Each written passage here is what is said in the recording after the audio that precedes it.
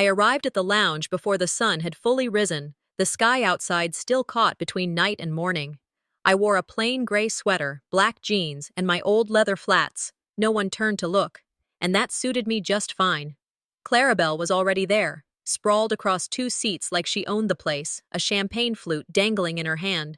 Her husband wore a sports coat indoors like he was auditioning for a yacht commercial. Their daughter, Danielle, was thumbing through her phone, dressed in something rhinestoned and loud. I handed my boarding pass to the gate agent. She looked at it, paused, then looked at me like something didn't add up. Maybe it was the fact that I wasn't trying to be seen. As I walked further in, a security officer near the entrance looked my way twice. He didn't say a word, just blinked, tilted his head slightly, and then returned to his stance. I notice everything now. Clarabelle spotted me and burst into a laugh, loud enough that a few nearby travelers glanced over. "Still flying poor, huh?" she said, tapping her mimosa against the table. "Thought you'd grown up by now." Danielle snickered and didn't even look up. "Mom, she probably doesn't even have lounge access.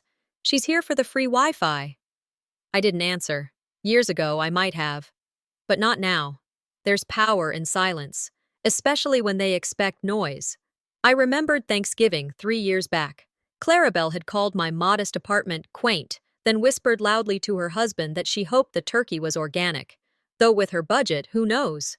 I'd laughed it off. Then, you can have a full plate and still be starving. That's something they'll never understand. They see simplicity and think it's failure. But there's a different kind of wealth, the kind you carry in your chest when no one else is clapping for you. A lounge attendant walked in, whispered something quickly to the pilot standing at the coffee station. He nodded once, firm, and set down his cup. Clarabelle rolled her eyes and turned to her daughter. "That carry-on screams thrift store," she sneered, gesturing toward my small roller bag. I stared at it. Brown leather, soft edges worn from travel. That bag had been to more continents than Danielle's high heels, but explaining that to her would have been like explaining poetry to a rock. I stayed silent. Just watched. People, patterns, power dynamics. You can learn a lot just by watching. A woman across the room, older, silver hair in a neat bun, looked up from her newspaper and gave me a small, knowing smile. Not pity, respect. I nodded back. "Still, I rise," I whispered to myself. "Not for them. For me." The pilot started walking, straight toward us. Clarabelle noticed and straightened her posture, brushing invisible lint from her blazer. He stopped right in front of me. Everyone went still. "Ma'am," he said, clear and firm. "Welcome aboard, Captain's wife." Clarabelle's mimosa halted mid-sip. Danielle's jaw actually dropped. The pilot saluted. I nodded back. Not smug at all, just still. "Boarding priority has been granted for you and any guests you choose," he continued. I turned to Clarabelle. "I think you'll be fine on your own." She opened her mouth, but nothing came out. I picked up my bag and walked toward the gate. I heard the gasps. I felt the stares, but I didn't look back. Let them laugh. The sky doesn't ask permission to rise. But the real turbulence hadn't even begun yet. Coming back to the house was like walking into someone else's memory. Everything had shifted since my mother passed. Her touch had faded, replaced by marble countertops and cold lighting. The living room used to smell like lemon wood polish and something warm from the oven. Now it smelled like lavender candles and new money. The walls were lined with family photos and awards, trophies from Clarabelle's cheerleading days, plaques from her husband's boardroom victories, Danielle's framed college letter. Mine weren't there. Not one, as if I'd been erased in high resolution. No one looked up when I came in, not even to say hello. I stood by the door for a moment, waiting. Nothing. Clarabelle finally glanced over from the dining room, gave me a smile that never reached her eyes. "Try to behave tomorrow," she said, like I was the disruption, like my presence was a crack in her curated image. I nodded slowly. It was always like this, smiling through clenched teeth, pretending it didn't sting. Dinner that night was arranged like a business presentation. White linen, polished silverware, and candles that gave no warmth. My seat was slightly detached from the rest of the table. Subtle, but intentional. Clarabelle launched into a speech about her fiancé's latest acquisition, how he'd just been made interim CEO of some healthcare firm. Her tone made it clear that success meant headlines, stock options, and networking galas. She glanced at my dress, a simple navy shift I'd worn to teach a seminar last fall, and leaned toward Aunt Judith. "Still shopping clearance, I see," she whispered, just loud enough. The table chuckled politely. I paused mid-bite, holding the fork in the air, and then placed it down. I smiled, not because it was funny, but because I'd learned that some things weren't worth defending. Dad didn't say a word. He looked past me, like he always did. I excused myself early and walked upstairs. The room that used to be mine now held suitcases, a treadmill, and stacks of unused linens. My posters were gone, replaced by beige walls. Even the window shades were drawn tight. I sat on the edge of the guest bed, the sheets stiffer than I remembered. Then I spotted it. An old cardboard box shoved behind the dresser. My name scribbled across the side in fading Sharpie. Ellery's Future Dreams. Inside were scraps of paper, drawings, old notebooks, plans I'd made when I believed this house was my foundation, not my wound. A folded essay titled, "Why I Want to Be a Lawyer." A crayon drawing of me in a graduation cap. They never threw it out. But they buried it. I heard her voice, as clear as if she were sitting beside me, my mother. "Don't beg to belong where your soul is unwelcome." I sat back, a single tear slipping down. Not grief, not anymore, just clarity. A buzz lit up my phone. A message. Meant for someone else. "Odella, my stepmother. Make sure she doesn't speak at the brunch. She embarrasses us every time." It wasn't a mistake. It was a confirmation. My hands didn't shake out of surprise. They shook because the pattern had never changed. I wasn't misunderstood. I was unwanted. I didn't reply. I saved the message. They hadn't erased me. They just hoped I'd stay quiet. I looked out the window. It was dark now, the kind of quiet that makes you hear your own heartbeat. I folded the message into a note and tucked it into the old box. Words are weapons when used right. But silence lets people hang themselves. I folded my clothes and repacked my bag. I laid my mother's teal scarf gently on top, not as an accessory, as armor. This wasn't grief anymore. It was calculation. Lying in bed, staring at the ceiling fan creak above, I finally began to understand. I never really left this family. I just stopped needing their validation.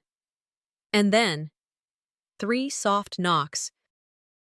Someone was at the door, and that night, I realized someone else in this house was still watching me. After the knock faded, I lay there, listening. The house was still again, but it wasn't quiet. The walls whispered, memories, disappointments, things left unsaid. Somewhere down the hall, a door creaked, floorboards protested under someone's weight. I didn't move. I just let the stillness settle over me, like a second skin. I kept replaying Clarabelle's laugh from dinner. That sharp, polished sound she used to dress up cruelty as charm. But it echoed differently now, less powerful, more pitiful. In the dark, I remembered a Christmas morning. I was maybe 12. Mom had pulled me aside after everyone unwrapped gifts and said, "You're the only one who gave something made from the heart." I'd painted a picture of our front porch. She cried, said it felt like home. I whispered to the ceiling, "I never stopped creating, Mom. They just stopped looking." And somehow, that truth didn't hurt. It clarified. By morning, the house was already buzzing. Voices drifted up from the kitchen, silverware clinking, the smell of over-buttered croissants lingering in the air. I joined them at the breakfast table. My chair was there this time, but set a half step back, again. Subtle, predictable. Clarabelle and Dad were talking about the gala that evening, who'd be there, which donors needed attention, which magazines would cover the event. I reached for my coffee when Maisie, my niece, looked up from her cereal and said, "Aunt Ellery, do you even have a nice house?" Clarabelle choked a little on her mimosa. Dad cleared his throat and jumped in with something about Atlanta real estate. I smiled, small and tight. But inside, it stung. Not because a child asked it, but because I wasn't sure I had an answer I was proud of. Later, I wandered into the study. It still smelled like pipe tobacco and lemon oil. even though neither had touched that room in years. I traced my hand along the bookshelf, opened the old family scrapbook. It was Clarabelle's domain now. Glossy photos, awards, news clippings. Then I saw it. A framed certificate for the Savannah Heritage Home Renovation Award. I'd designed that entire facade, sketched every angle, chose every paint stroke, but under Design By, it read, Clarabelle Hastings. She hadn't even changed the font I used. I closed the book, breathing slowly. My mother's scarf was in my hand again. I didn't even remember picking it up. I held it to my chest like a bandage that never fully healed. Mom once said, "Never give them your credit. If they steal it, they'll think they've taken your voice too." I wiped my eyes, not from sadness, but from disbelief at how long I'd stayed silent. Later that afternoon, the family gathered in the sunroom, planning for the charity brunch the next day. Clarabelle was in full bloom. She gestured with flair, laughing just enough, adjusting her voice to charm each person in the room. "And of course, my design signature will be all over the backdrop," she said. "You know how I am about aesthetic harmony." Her husband snapped a photo and tagged it. Designer of the family home. Someone from the garden club, someone who knew better, looked up from her phone. "Didn't Ellery design the facade years ago?" Clarabelle gave a slow, theatrical blink. "You mean the contractor?" She smiled as if the question had been silly.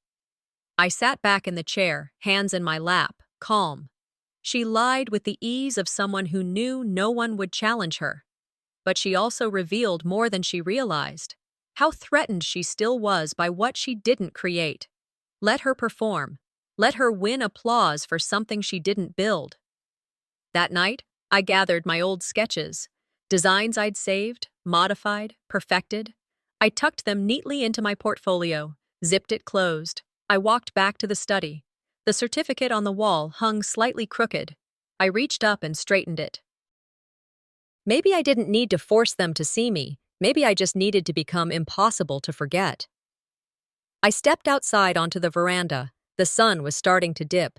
A flight of red-tailed hawks circled above, casting long shadows on the driveway. And in that moment, I knew the sky was calling my name. Late afternoon light spilled across the hallway as I stepped into the living room. The family was gathering for a photo before leaving for the gala. Each face arranged into something presentable. A hired photographer was already adjusting lenses, calling for everyone to scoot in, make room. I stood at the edge, watching their practice choreography. Clarabelle placed herself dead center, ring hand resting deliberately on her fiancé's arm, smile sharp as polished steel. She glanced my way, then told the photographer, "Leave space for our star." I stayed where I was. I understood. The space wasn't for me. They formed a crescent, leaving an awkward opening at the far side, away from them. I was used to it, yet it settled differently this time. I was no longer hurt. I was simply done participating in illusions. The photographer motioned. "You, step forward, just a bit." I moved, but Clarabelle shifted at the same moment, closing the space I'd been directed into. Her fiancé ended up angled slightly behind the group, nearly out of frame. She didn't miss the irony. "He's always in the background," she said playfully, "just like you." The camera clicked. I looked at the preview screen as the print began to roll out, a thin strip of glossy truth. I was there, yes, but off to the side, half-turned, barely claiming space. I recognized it instantly, a visual echo of my place in this family. They don't just forget me. They place me outside the frame on purpose. We returned to the sitting area where champagne was already being poured. Clarabelle tossed her hair, angling her diamond toward the chandelier. The stone caught the light like it was auditioning for attention. "To the future CEO," she toasted, eyes locked on her fiancé. Then, with a smirk aimed at me, she added, "Some of us know how to choose partners with real power, not just retired flyers with charming little careers." It wasn't what she said. It was how effortlessly she tried to shrink my life down to something ornamental. Dad cleared his throat, attempting to shift conversation. "Success looks different for—" Clarabelle cut him off. "Please, Dad, we're talking about scale." The room quieted. No one defended me, but I didn't need them to. She leaned closer, voice low. With my network, your airline will never matter. It's adorable you think it does. I didn't respond immediately. I let the sentence hang in the air, suspended like dust in sunlight. I picked up my glass, turned it gently in my hand. I'll keep building, I said quietly. On my terms. Clarabelle laughed once. Good luck, sister. I looked at her, steady. Luck isn't required when you build on truth. The room shifted, just slightly, not enough for confrontation, but enough to draw a line, one she hadn't expected me to draw. I walked to the bookshelf, slid out a volume my father had given me years ago. On the cover was a dedication he'd written. To Ellery, may you always chart your own course. I traced the ink with my thumb. They'll never say it, I thought. But they see the line now. I stepped into the hallway, the murmur of conversation fading behind me. From the top of the stairs, I saw Odella, the stepmother, watching. She didn't look surprised. She looked cautious. Her eyes told me tonight's conversation was far from over. The cafe smelled of toasted sourdough, eggs, and tension. Brunch was Clarabelle's idea, a curated gathering at one of Savannah's trendiest spots, where the waitstaff wore crisp white shirts and the coffee came with embossed spoons. I arrived 5 minutes early, in a tailored beige blazer and soft ivory blouse. Nothing extravagant, just clean lines and dignity. As I stepped through the door, Odella leaned toward Clarabelle. I couldn't hear her words, but I caught the shift in Clarabelle's face. Her jaw tensed. She adjusted her necklace like it was armor. I walked in, offered a warm greeting to the guests. Before I could finish a simple, good morning, Clarabelle cut in, loudly welcoming a second cousin who'd arrived just behind me. I sat. She made sure I did so on the edge of the group. Talk swirled around the table. Plans for the wedding, discussion about speeches, seating charts, and floral palettes. I smiled, nodded, all while dodging the subtle jabs dressed as compliments. You clean up nicely, someone muttered. Ellery, you'd understand timelines, being a pilot and all, Clarabelle chimed. They laughed. I listened. The waiter poured mimosas. Clarabelle lifted her glass with theatrical flair, then grinned. Funny, she said lightly. You weren't even invited until Dad insisted. The words dropped like ice cubes into hot tea. Every fork paused mid-air. Odella sipped her drink without flinching. I set my own glass down gently.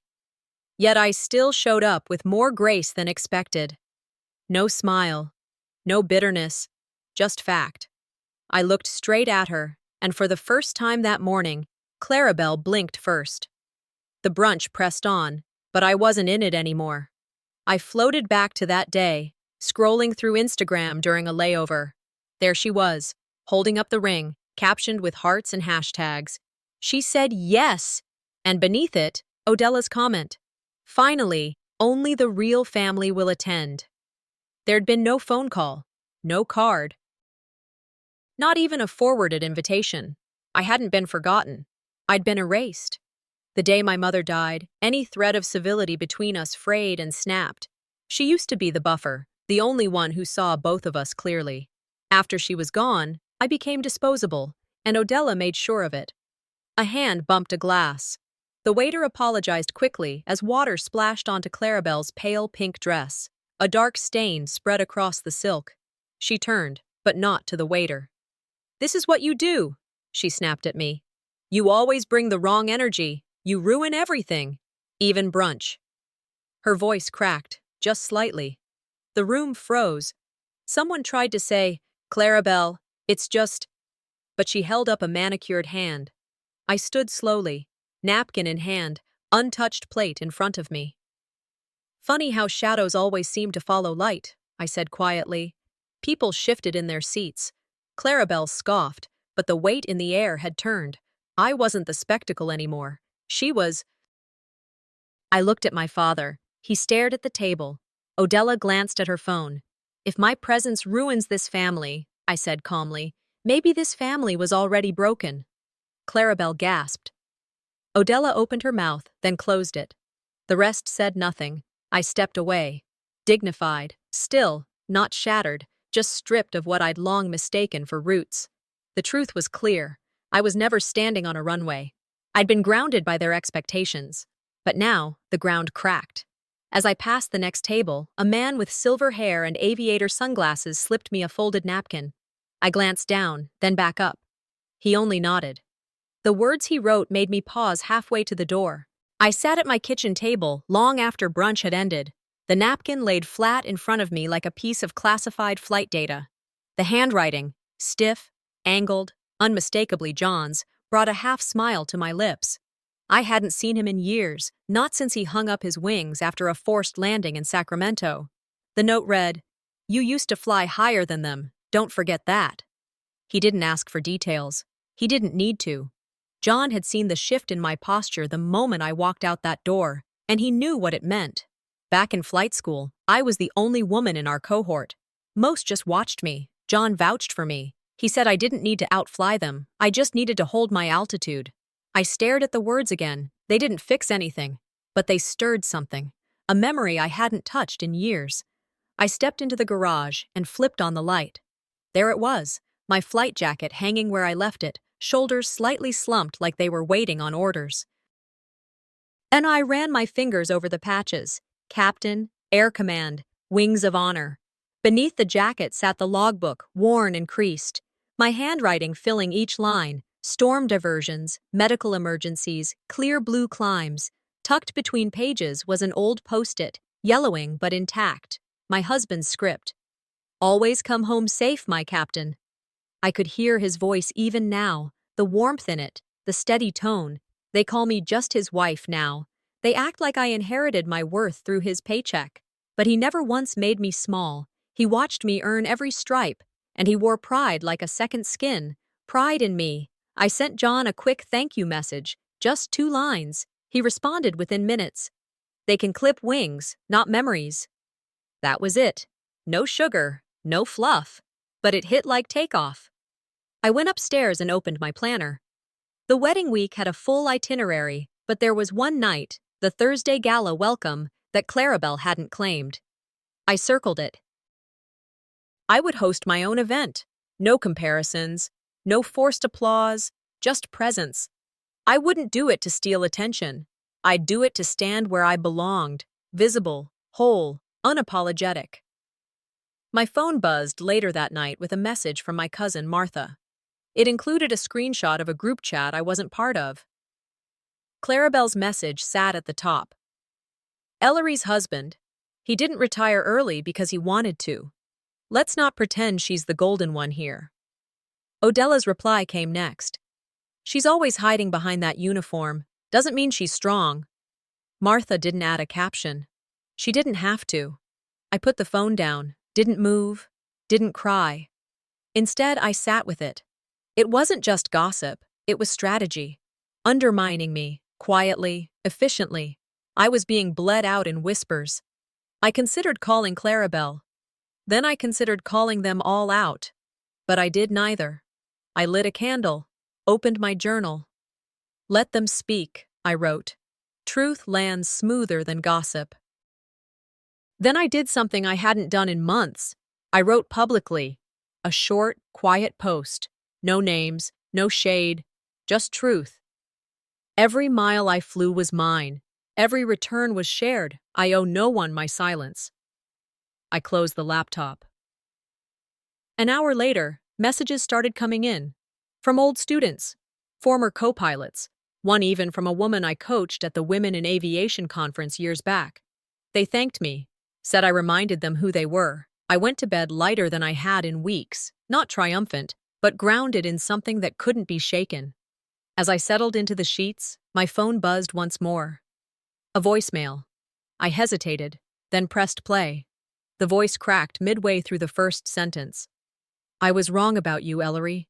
The living room felt colder than ever, the kind of cold that seeps from walls, not windows. Clarabelle had summoned a meeting under the guise of wedding logistics. I arrived with composed step, carrying a briefcase of decor sketches. Odella stood by the table, a folder in hand, looking like a lawyer ready to litigate. Harland hovered near the window, eyes darting between us. I folded my arms and watched their confidence falter quietly. Odella opened the folder and began listing assets, talks of property, lineage, and the marriage's binding tie to family inheritance. She spoke of bloodlines, of who truly belongs. Clarabelle nodded, sharp, waiting for nods from others. I remained silent. Harlan's lip trembled. He cleared his throat. Then, cutting through the tension, he said, "You're saying she is his wife?" His voice cracked, but held weight. Clarabelle's face paled. For a moment, she looked lost. Eyes flicked between me and Odella. The room held its breath. I sipped water silently. The shock was theirs to carry. I wasn't begging for recognition. I was reclaiming a truth they'd avoided. Then my mind flew back to that lounge moment. I recalled reading a breaking news alert. Captain saves crashing jet mid-flight. The headline sang his heroism. The man they welcomed tonight was once the man who flung open doors for me, rescued strangers while we slept. He never craved the spotlight. They cloaked his courage into stories that served them. A phone buzzed. Clarabelle's fiancé's ringtone rang out.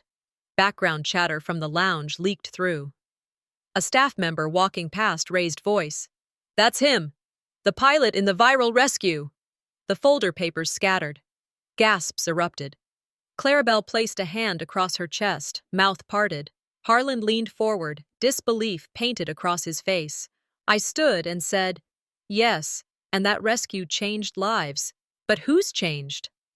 The power shifted. Their facades fractured. I lowered my voice, not begging. As plates clinked in discomfort, I proposed something firm. I should lead the venue design using my firm. No favors, no compromises. Clarabelle's lips quivered. Harlan said, "Let her lead this one." Clarabelle's stare held shock and something like fear. She nodded. The yield was silent, but final. As we exited the meeting, Clarabelle's fiancé passed by with a handshake. Into my jacket pocket, slid in a folded note. The edge of paper felt like a trigger.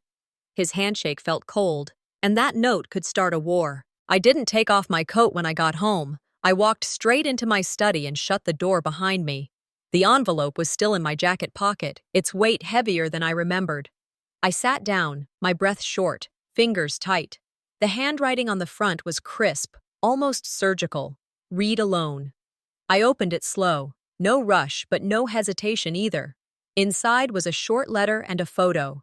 My eyes locked on the picture first. Him, Clarabelle's fiancé, standing next to me in front of a plane at a long-forgotten air show in San Diego. 10 years ago, I didn't even need to read the words to know. But I did. "You remember me differently, but I never forgot you." It felt like a knife, sharpened by time, aimed with intent. My heart stilled for a moment. And then I said it out loud, quiet but certain. I knew his face felt too familiar. San Diego came back to me fast. That flight base. The summer heat and the pressure of evaluations. He was just a visiting engineer, not someone I gave a second thought to at first, but he made himself visible, too visible, flirting that crossed lines, offers to help with equipment setups I never asked for. When I turned him down, he didn't take it with grace. He got petty, found his way into simulation reports, a few red marks here, questions about my response time. "Minor concerns," they said. But it was enough to delay my solo flight clearance by months. I remember standing in front of that board of officers, explaining decisions I hadn't actually made. I remember the shame of justifying myself for things I didn't do, while he smirked behind someone else's shoulder. Back in the present, I gripped the arms of the chair. My body didn't shake, but inside, the memory scorched like fresh ash. He was the one who slowed my career, who undermined me with smiles and passive notes. And now he's about to marry my sister, breathe my family's air. Dine at my mother's table. That note, what was it? A confession? A threat? Some twisted reunion letter? I didn't know if Clarabelle knew. I doubted it. Harlan. He always claimed to be informed, but about what exactly? I pulled open the bottom drawer of my desk and reached for the old USB drive I hadn't touched in years. It was labeled, plainly, Flight Issues 2013. I plugged it in, waited, clicked. There they were, old PDFs, screenshots, emails. My breath hitched. There it was, His name, his words masked as safety concerns, written in polite corporate speak, but aimed right at my performance. Nobody took it seriously back then, just Ellery being overly sensitive. But now, the pattern was undeniable. My head throbbed. The note, the photo, the USB. What were the odds? Coincidence felt like too much of a luxury. Revenge? I wasn't sure. Maybe it was just fate drawing full circles. I paced the study, then the hallway, then the kitchen. Drafted an email to Clarabelle, erased it, typed a message to Harland, deleted it too. Instead, I opened a blank document and wrote only to myself. This isn't about revenge. It's about record correction. I was going to confront him, but it wouldn't be a blow-up. It wouldn't be a scene. It'd be calm, controlled, like landing an engine-failed plane without a scratch. Just as I finished the sentence, I heard the door open. My husband's footsteps entered the kitchen behind me. He didn't say anything right away, just stood there, watching. I looked up, eyes tired but clear. He glanced at the photo, then the note, then the screen showing the PDF report. Then slowly he said, "You have to stop them before the vows." The morning came heavy. I'd barely slept, but my eyes were open long before the sun touched the windows. My fingers clutched the corner of the comforter like it was going to stop time. Downstairs, I heard the quiet hum of preparations, flowers arriving, someone laughing too loud. But inside me, nothing moved. Harlan stood in the doorway, coffee in hand, watching me get dressed in silence. "You don't have to light yourself on fire," he said softly. "Just to keep people warm who wouldn't strike a match for you." I nodded, barely, and slipped the envelope and USB into my purse. By the time I reached the venue, people were already milling about, hugging, sipping champagne, pretending their hearts weren't full of judgment. I moved quietly, no makeup, no flair. I wasn't here to make a scene. I was here for a truth overdue. Clarabelle looked stunning, but her smile, it didn't reach her eyes. She hugged our mother like she was trying to convince herself. Ceremony was scheduled in an hour. I found her alone in the bridal suite, hands trembling as she adjusted her earrings. I didn't sit. I didn't speak right away. I just held the envelope out. "You deserve truth more than tradition," I said. She looked at me like I was speaking a foreign language, but took the envelope, read the letter, the photo, the timeline. Her face didn't crumple, but her shoulders did. Quiet, still, a storm brewing behind her silence. "How long?" she asked. "Long enough," I answered. I waited. Not for forgiveness, not even for understanding, just for her to hold what had been mine alone for too long. "This isn't revenge," I said finally. "This is closure, for both of us." She didn't reply, just walked past me, dress trailing, face unreadable. 20 minutes later, the music had already begun. Guests turned toward the aisle. But Clarabelle came out early, barefoot, veil pinned but off-center. She walked straight to him, whispered something in his ear that turned his skin the color of chalk. Then she turned to the crowd. "There will be no wedding today. Thank you for coming." That was it. Gasps, awkward laughs, half claps that didn't know where to land. I didn't move from the back row. For once, I let the room digest itself without adding a single bite. Our mother turned from the chaos, looked directly at me, and gave a slow, deliberate nod. Later, as the crowd thinned and vendors whispered to each other behind rolling carts, Clarabelle found me sitting alone on a bench outside. "You should have told me years ago." "I didn't want your memories tainted," I said. "But you deserved the whole picture." She exhaled. Sat beside me. Close, but not touching. "I kept hating you because it was easier than admitting I looked up to you," she said. "You were always flying above while I was stuck on the runway." "No one ever told you the cost of staying in the air," I said. "It's not all sky." She smiled, barely. But it was real. We didn't solve everything. We didn't hug and cry like a movie. But something broke, then settled. It was enough. I left first, quietly. No hugs, no goodbyes. just me and my purse. Lighter now without the weight of the letter. Harland caught up to me in the parking lot, took my hand. "You did what many couldn't," he said. "You told the truth without bitterness." His words sat gently in my chest. Sometimes truth doesn't burn bridges, it rebuilds the ones worth crossing. I wasn't the poor girl they whispered about in that airport lounge. I wasn't the forgotten sister or the former pilot. I was the woman who had already taken off, just waiting for them to catch up. That afternoon, I boarded a small aircraft as an honorary guest. A veteran pilot's memorial flyover. Nothing grand, just legacy and wind and peace. As the engine roared to life beneath me, I smiled. Not at revenge, but at release.